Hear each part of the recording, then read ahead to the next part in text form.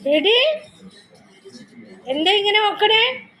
ആരെയും നോക്കുന്നു? ഡാഡിയെ നോക്കുന്നതാണ് പൊന്ന്. ഡാഡി ഇങ്ങോട്ട് പോയി. ഓ, മോന് മെഡിസിൻ മേടിക്കാൻ പോയിരിക്കും. പോയോ ഡാഡി?